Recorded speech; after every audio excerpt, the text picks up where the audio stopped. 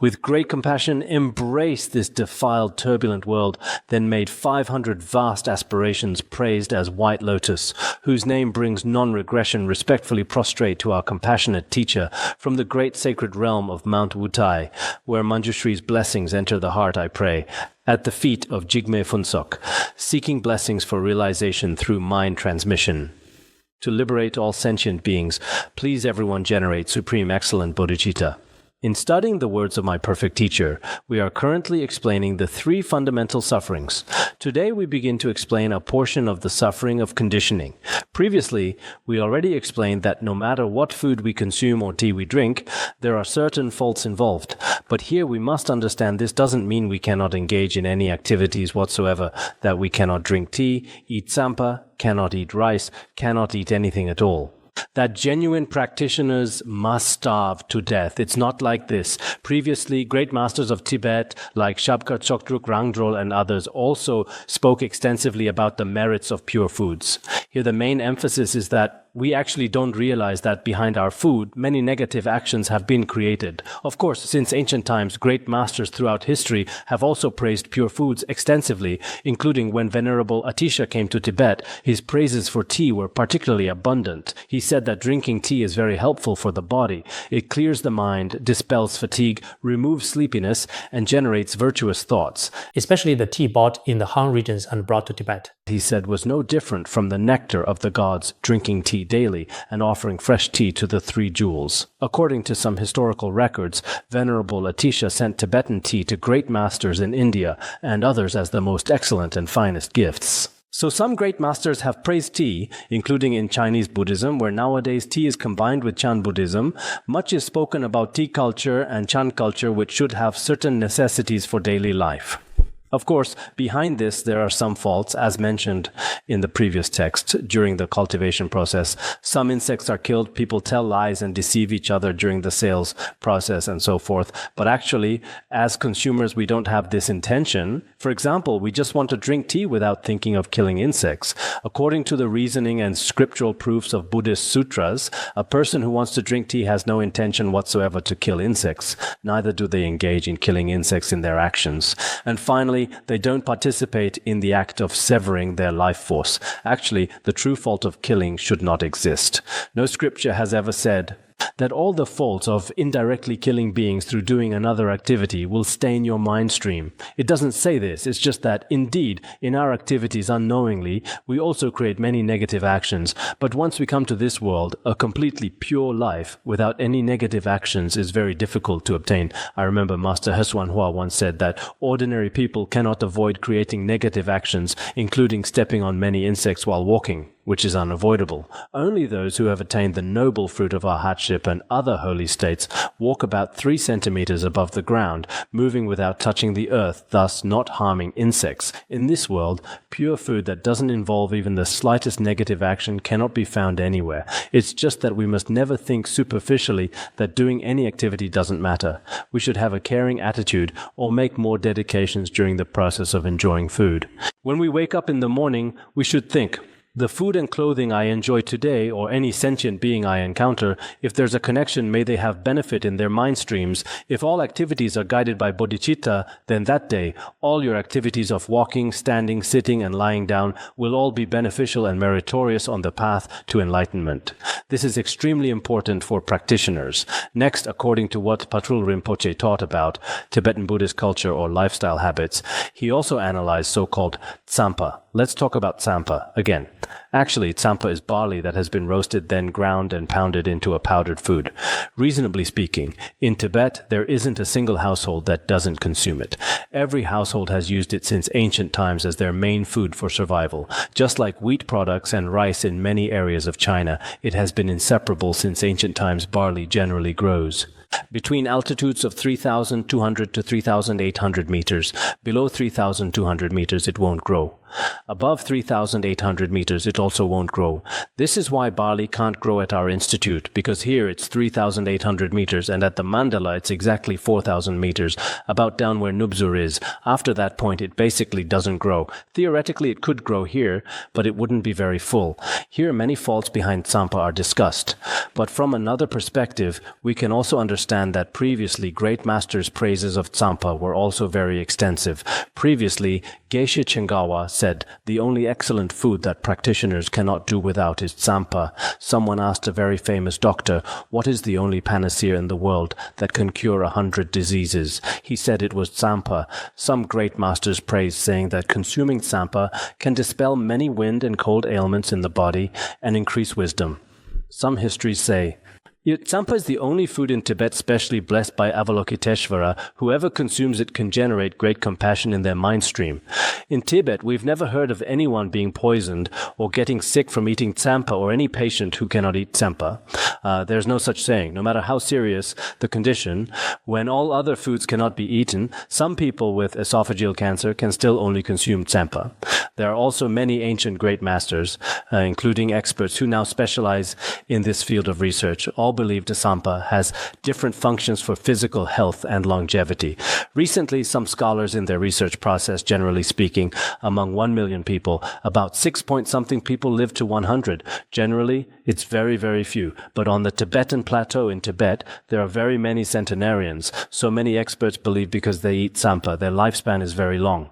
It seems last year, I saw many materials with particularly abundant praise for tsampa. Therefore, in the process of understanding compared with meat and seafood from coastal areas, indeed tsampa has great differences and can be called pure food. But in order to specifically describe the principle of the suffering of conditioning, so Patrul Rinpoche explained here that behind tsampa, much karma has actually been created. This point we also completely acknowledge. How does he explain it? During the initial plowing of fields, all insects on the ground are buried alive underground. All insects underground are turned over to the surface. Indeed, when farming and cultivating, some insects and small beings on the ground are all buried alive underground, while some earthworms and other insects underground are all turned to the surface.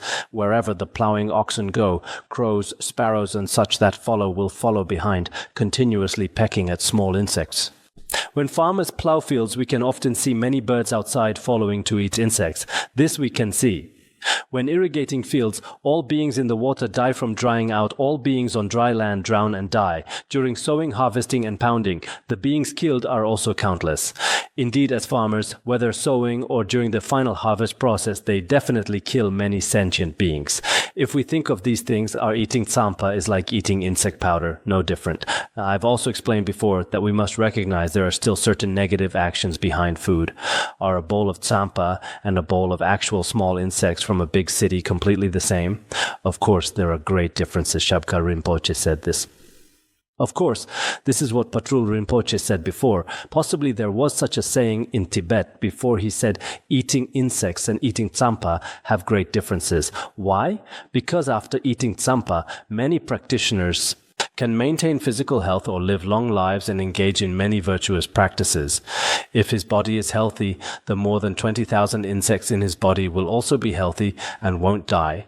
So although some beings may be killed when planting crops, but these killed beings, no matter what, in autumn and winter, would also freeze to death and not remain in this world. So without intentional killing, there won't be such great fault. Of course, some minor faults will naturally exist, but after consuming food, we should think about these faults. May all related sentient beings be free from suffering and attain happiness, and make dedications. With dedications, merit far exceeds the faults. So when we engage in virtuous practices, we look at whether merit or faults are greater. If we think eating tsampa is not okay, drinking tea and eating butter are not okay, nothing is okay, and we just wait to starve to death, that fault would be even greater. Buddha Shakyamuni never said in any scripture that all practitioners must wait to die. It's just that the reason some great masters teach this is to make us maintain mindfulness and awareness when engaging in virtuous practices. Otherwise, in time, you will also have to repay many debts. I've seen that previously in Chinese monasteries. They also said a single grain of rice from a benefactor is as large as Mount Sumeru. If you don't diligently practice the path, you'll be reborn with fur and horns to repay. There are such verses. The meaning coincides with what some great masters of Tibet have said. Whether it's rice from benefactors or any offered wealth, we should, in the process of practicing the path, visualize, dedicate, recite sutras, do various virtuous deeds. Always, we cannot think that all food doesn't matter like worldly people nowadays who don't cherish it at all. We cannot be like this. Previously, some great masters of Tibetan and Han Buddhist paid special attention to cherishing blessings, especially cherishing food. You should always make dedications. If you don't always make dedications and recklessly enjoy benefactors' wealth without restraint, then what you enjoy in this lifetime may in the future cause you to become animals or other strange beings using your own body to repay. This possibility exists. So we must definitely study the view of cause and effect. Through studying different viewpoints, we should have different understandings, then analyze where the ultimate intention lies after which we should practice in our daily lives. We also cannot be excessive, thinking, oh, from today I won't eat or drink, nothing is allowed. This is unnecessary. Therefore, when we engage in virtuous practices, we should earnestly understand the ultimate intention of great masters. Only in this way can we understand the true ultimate intention of Buddhas and Bodhisattvas. Some people might think what are called the 3 whites and 3 sweets, butter, milk and such, should be pure foods without fault. But Patrul Rinpoche to explain these principles, but actually it's not like this. Most young lambs and calves are killed without being killed. Those just born also find it difficult to drink even one mouthful of sweet mother's milk. Actually, milk or butter is not completely without negative karma. There should be some negative karma. Small calves are tied by their owners with ropes to stakes when walking. 2 calves are connected together. Even the right to drink one mouthful of mother's milk is deprived while the owner extracts butter from the milk. We generally consider butter, milk, and cheese so-called pure foods, but actually behind them there are still some negative actions. Of course, as I just explained previously, some great masters of Tibet also spoke extensively about the merits of butter, but today I won't talk about the merits of butter. Because recently butter is selling quite expensively, so if I talk about it too much for you and you want to buy but don't have money, it would be a bit sad. Originally, the mother's bodily essence is the source of the child's life. After the milk is taken away, the calf is in a state of neither dead nor alive. Friends who mostly grew up in the Han regions may not be particularly clear about this principles, but people who have been herders completely understand. Actually, in some places in Tibet, the behavior is extremely evil, including killing calves immediately after they're born. From then on, milk can be taken for one whole summer. This phenomenon also exists. In other places, although they don't completely kill them, the mother's milk cannot be drunk even one mouthful. Using the analogy of humans, this is very pitiful and has certain negative karma, but generally speaking, for herders who believe in cause and effect, they provide milk to the owner while not harming the calf. Actually, people with faith who understand cause and effect no matter what they do can maintain proper measure. Just like some farmers in the world who with pure hearts never steal or intentionally kill their own farming work can be called a faultless activity. Even if there are some negative actions, reciting some mantras and prayers for dedication can completely purify them. Generally speaking, herders' lives can be said to have no great faults. Here it says, although they are robust mother cows because the owner daily extracts milk from their bodies by spring, they cannot even crawl up from where they lie already exhausted and on the verge of death. Many mother cows are because too much milk has been extracted from their bodies by spring. Right now at this time, many mother cows and calves live in the greatest poverty. Why? Because the green grass of summer hasn't grown yet, and the grass of winter is basically all gone. The mountains are completely bare. The yak's financial crisis is in spring. At that time, many cattle are quite thin and will starve to death, especially if heavy snow falls. The grass roots on the ground cannot be seen at all. Like in Qinghai and Sershul area, heavy snow often falls around March in the Gregorian calendar. At that time, yaks are particularly pitiful, on the verge of death. Most calves and young lambs will starve to death. Those that luckily survive are also withered and weak with atrophied limbs, walking with difficulty, on the verge verge of death are like the head of a barley roasting stick. The head of a barley roasting stick, I've explained this before, right? It's a wooden stick specifically for roasting barley with some things tied together on top. When roasting barley, Do you have this in the inland regions? don't you roast wheat in the northeast? It's using a stick in the pot with something tied on top of the stick. You have this, right? How do you say it? This seems a bit similar, but here we need to add something then in the pot.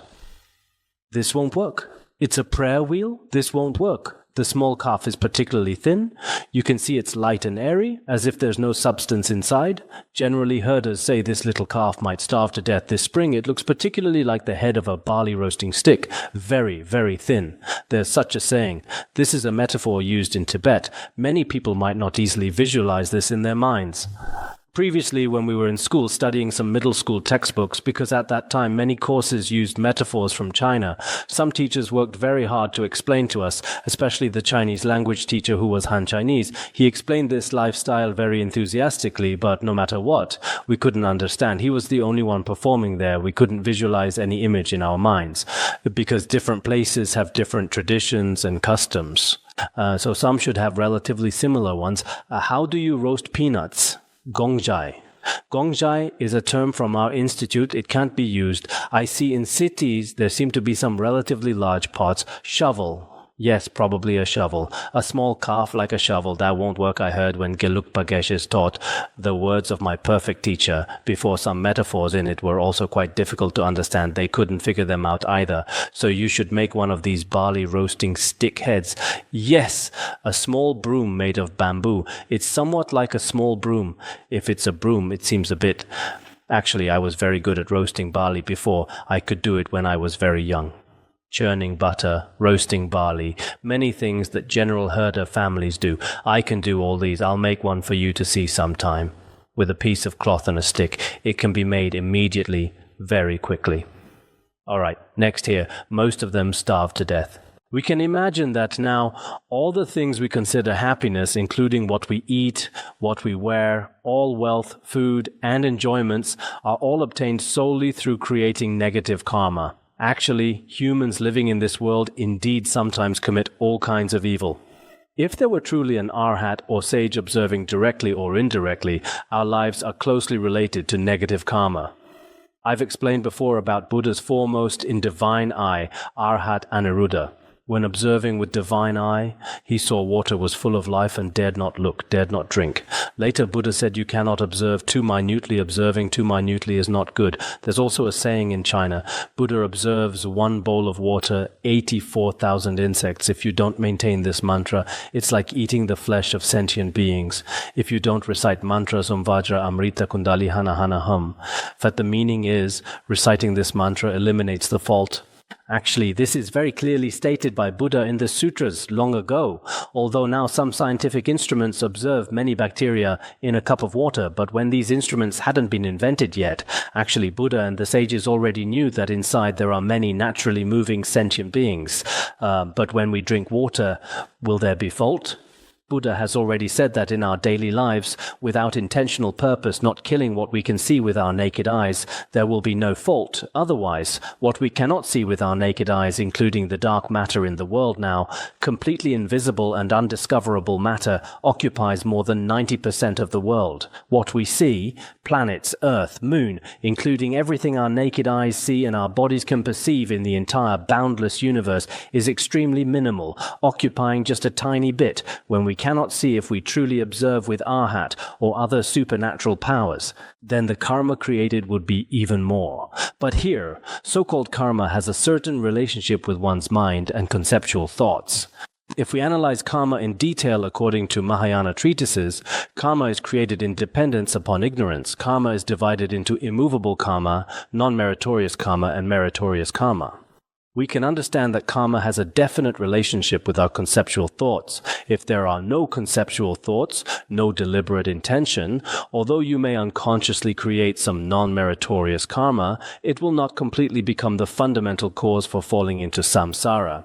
So, regarding these issues, great masters, in order to emphasize a particular point, make us realize that no matter how much you speak of happiness, behind happiness, or in the future of happiness, there is still much suffering. Why did the Buddha say that all conditioned phenomena are contaminated, all sensations are suffering? The reason is that the essence of happiness is not separate from suffering. Therefore, we must recognize the true meaning of samsara in the three realms being like a burning house. Here it also says that everything is solely a cause of negative karma. All these karmic results will ultimately lead to experiencing boundless suffering in the lower realms. Therefore, all present superficial happiness is the nature of the suffering of conditioning. When we usually teach that all three realms are suffering, some worldly successful people cannot feel it. They think, I am very glorious, now my life is very happy and blissful. They feel there is no suffering. But actually their actions become causes for future suffering. They just don't experience it now. If we observe with very subtle wisdom, they are also in a state of suffering or amidst causes and conditions of suffering. We should understand it this way. This is the last of the three fundamental sufferings. Now let's discuss the branch sufferings divided into 8. Birth, aging, death, illness, suffering of meeting the unwanted, suffering of separation from the loved, suffering of not obtaining what is desired, and suffering of unwanted encounters. In total, we'll discuss 8 branch sufferings. The Sutra of the 5 Kings is also found in the Chinese Tripitaka. Previously, when 4 kings went to see the Buddha told them about 8 types of suffering. I forget who translated it. This sutra is not very long. Actually, there are indeed many excellent texts in the Chinese Tripitaka. It's just a pity that they are all sitting on bookshelves now. There are not that many people who truly understand them, though there definitely are some. But when I usually interact with Buddhist and Dharma teachers, they often only speak of a few sutras. Apart from that, they're not accustomed to reading through the contents of the vast collection of sutras. This is just a habit. It's the same in our Tibetan areas with treatises and the Kangyur. What the Buddha and other great masters said amounts to about 300 volumes. Not to mention completely understanding them, those who regularly study them, except for a very few great masters and geishas, are not very common among ordinary practitioners. Although many people have great faith and are very devout, when it comes to what exactly is a Buddha, what are the 8 branch sufferings, in which sutras are the 8 branch sufferings clearly explained, many people cannot answer. So every principle taught in the words of my perfect teacher actually exists in Chinese Buddhism, especially in the Tripitaka. Indeed, the great masters and translators of the past have already translated them. But how many people truly know this now? I once met someone who was quite well known. When we were discussing some issues from the words of my perfect teacher, he thought that many principles taught by Patrul Rinpoche were only related to Tibetan customs or traditions. He said real Buddhism doesn't exist in the Chinese Tripitaka or Chinese tradition. Later, I explained many things to him, including the 7-branch offering. It's just that you haven't looked at the Tripitaka. If you look, every principle that Patrul Rinpoche taught is completely in the Tripitaka, except for a very few Tibetan and Indian stories.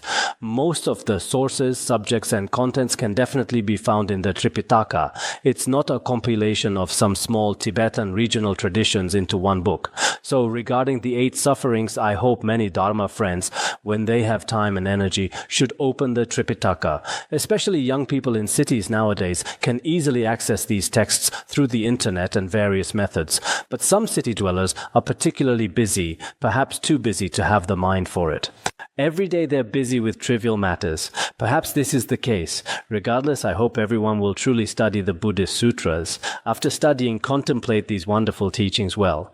This time when teaching the common preliminaries, we don't require everyone to do anything particularly extraordinary theoretically.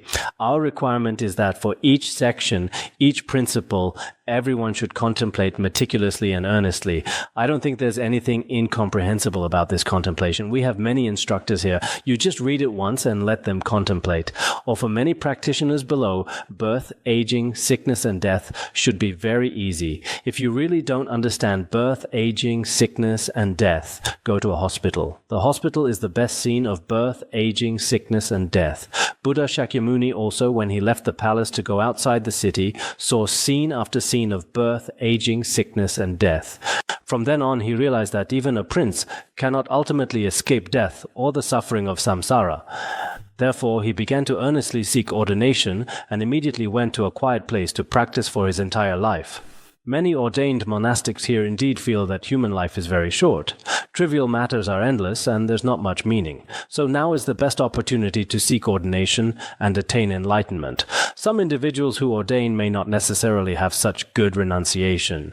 Even if you don't have the conditions to ordain as a lay practitioner, if you have a very deep understanding of birth, aging, sickness, and death, just having understanding is not enough. You must contemplate these principles repeatedly. It's not that birth, aging, sickness, and death cannot be contemplated. It's just that many people don't contemplate them.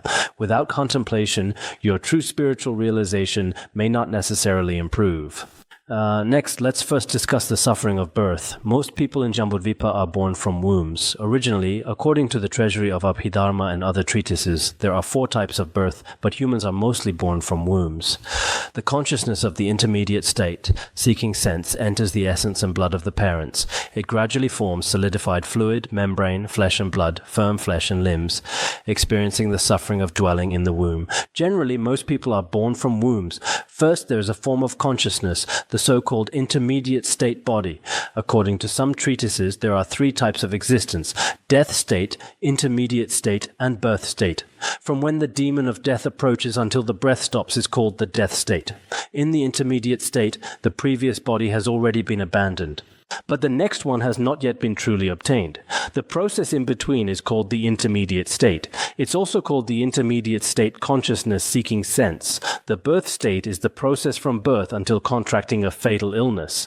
Right now, we are all in the birth state. According to the Sutra of the Right Mindfulness of Dharma, the intermediate state consciousness seeking sense possesses a mental form body with clairvoyance. It's like the consciousness in dreams, in a floating, wandering state. It enters between the father's sperm and mother's blood and finally becomes a body. We can say our bodies are obtained through dependence on our parents' impure seeds. Does it have a beginning? It should have a beginning. What is this beginning like? The most subtle particles of our bodies before also depend on our parents. Then the seeds of our parents' bodies also come from generation after generation before. Thus, at the very beginning, according to Darwin's theory of evolution, the entire process evolved from ocean animals at the beginning, and all human and animal bodies are also from one kind of matter, so the beginning of the body should start from there. As for consciousness, everyone knows that what we call self is actually an aggregation of the 5 skandhas. Among the 5 skandhas are the form skandha, consciousness skandha, and so on. The consciousness skandha is a state of mind consciousness. The state of mind consciousness is clear and lucid. This clarity and lucidity for every sentient being should continue from beginningless time until coming to this world. For example, when a world becomes empty, their mind consciousness continues upward. Of course, at the very beginning, according to the Tantras and highest Yoga Tantra in the esoteric tradition, this aspect is described in very fine detail. When consciousness enters the womb, it experiences 7 states or 5 states. These are in finding rest in the nature of the mind, and there's specifically a sutra on Ananda's entering the womb in the Sutra of the Great Heap of Jewels. There's also the Buddha Speaks of the Womb Sutra in Chinese. The Sutra of the Great Heap of Jewels is very important in the Chinese canon. At first, Master Xuanzang translated it but was unsuccessful. Later, Bodhiruchi and many other translators spent 7 years translating it. In Tibetan, it's called the Sutra on Ananda's entering the womb, but here it says the Buddha's teaching to Nanda on ordination and entering the womb sutra. There are several different names. When convenient, you should also take a look to see what the process of sentient beings entering and dwelling in the womb is like. This was translated by Dharmaraksa during the Western Jin dynasty. This describes the entire suffering of sentient beings dwelling in the womb. So what exactly are the sufferings when a person dwells in the womb? When all the limbs and sense faculties are complete, the fetus feels the mother's womb is very cramped, foul-smelling, and pitch black. It's as if feeling imprisoned. The Buddhist sutras also describe it this way. Although when we were fetuses, probably none of us can remember. Actually, at that time it was very painful, dark, smelly, and without freedom. All limbs are cramped, extremely squeezed, very painful. When the mother eats hot food, The fetus feels suffering as if placed in burning fire. When the mother consumes cold food, it brings suffering like being immersed in cold water. When the mother sleeps, he feels as if crushed by a great mountain. When the mother is full, he feels like being squeezed between cliffs. When the mother is hungry, he feels suffering like falling into a bottomless abyss. When the mother is moving around, he also feels suffering like being swept by a violent wind. In summary, the sutras describe many more. For example, when the mother eats sour, sweet, and other foods, he feels much discomfort. There's a Dr. Zhong Maosen who specifically gave lectures on the scientific proof of causal reincarnation. Actually, much of what he teaches is from this sutra, but he uses modern language about how mothers should behave during the child's time in the womb. We should repay our mother's kindness. I've previously seen some of his articles and DVD lectures. Science has no description of the fetus's suffering, but the Buddha's sutras have descriptions. The Sutra of the Great Heap of Jewels also says, "Nanda, you should know that dwelling in the mother's womb has all these various sufferings. Many painful conditions are described very clearly. After dwelling in the womb for the full number of months, birth will immediately follow. The full term of dwelling in the womb is mostly 9 to 10 months. Some people say it's 60 years. And in another book it says, Laozi dwelt in the womb for 81 years. Right?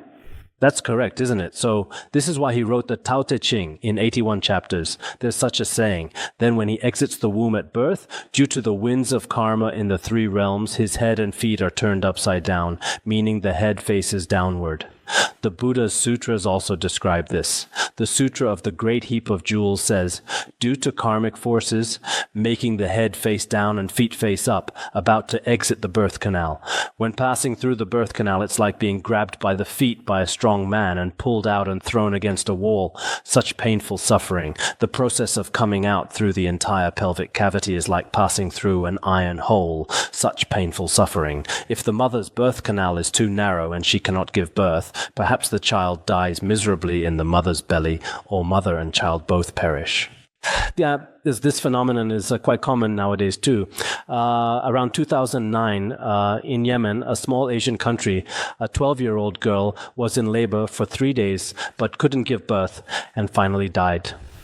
Because in Yemen, this country, perhaps due to being's karma, many children around 8 or 9 years old get married and divorced. This phenomenon is very common.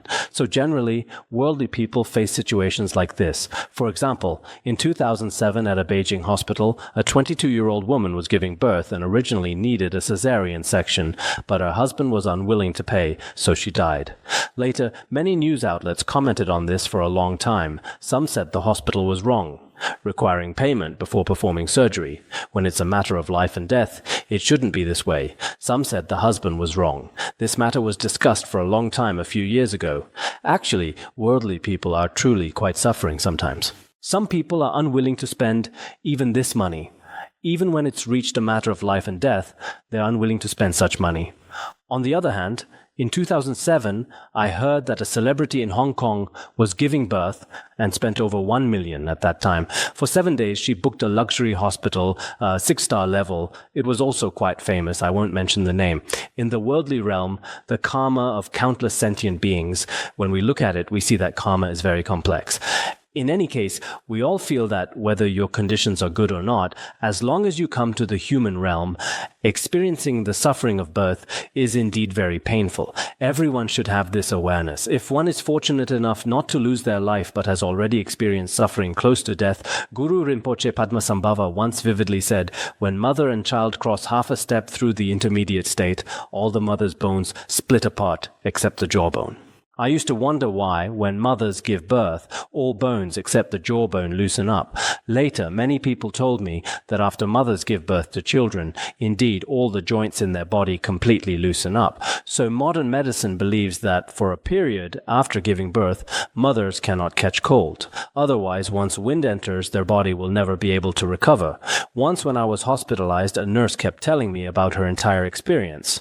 Generally, Tibetan women are particularly embarrassed and shy about about discussing these things, but some doctors describe the entire process of going to the hospital to give birth to twins, from registration to waiting outside, the whole process until discharge, talking for about 1 or 2 hours. Afterwards, I deeply felt that being a mother is truly not easy, very painful. This is not just a textual description. It should be a feeling that sentient beings personally experience. It's indeed very suffering. After the baby is born and placed on a cushion, at this time he feels like falling into a thorn bush. When nurses remove the fetal membrane from his body, he feels as if being skinned alive. When wiping the impure substances from his body, he also feels like being beaten with thorn whips. When the mother lovingly holds him in her arms, he instead feels suffering like a chick being caught by an eagle. When applying some butter to the top of his head, Tibet has this custom when babies are just born. Now it seems like this doesn't exist anymore. Many Tibetan traditions are gone. Just like in Chinese areas, they go to big hospitals. He feels like being tied up and thrown into a pit. When placed on a sleeping bed, he feels like sinking into excrement and urine. The Buddha's sutras have many teachings on this aspect. Of course, as a baby, whether hungry, thirsty, in pain, or distressed, he can only cry loudly. Actually, when children are just born, they cry. Why? It means that samsara is suffering. The first sound is wah wah. They start crying. When people leave this world and are about to close their eyes, they shed a tear.